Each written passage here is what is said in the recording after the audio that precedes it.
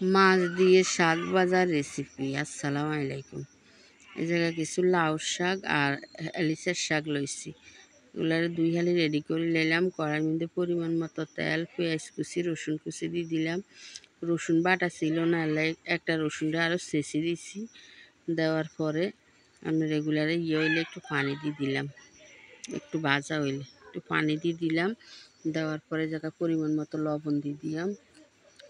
লবণ দিয়ে জায়গায় হলুদের গুঁড়া দিলাম 1 চামচ, মরিচের গুঁড়া 1 চামচ। এগুলা দিয়ে মশলাটা একটু কষাই নিলাম। মশলাটা কষানি হয়ে গেলে জায়গার মধ্যে মাছ দিয়ে দিই। আমি জায়গায় এটা হচ্ছে আপনার সরপুঁটি মাছ।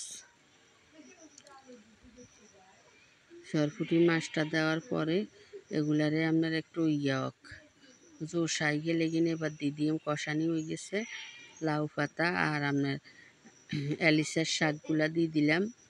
দেওয়ার পরে এগুলারে ভালো করে এবার করে নিলাম। এগুলো ঢাকা দিয়ে রাখি দিলাম কতক্ষণ। ঢাকাটা উল্টাই এবার এগুলার লাড়ে দিয়ে অনেকগুলো অল্প হয়ে গেছে।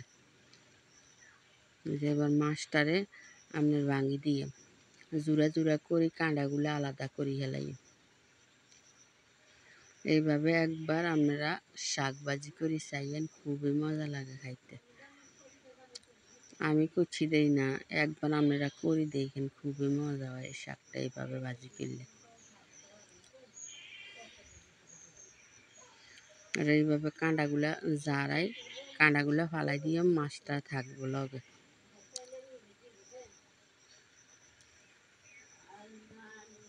বড় বড় কাঁটাগুলা এগুলা বাছি হালাই দিয়ে এরপরে কিছু কাঁচামরিচ দিয়ে দিলাম লগে।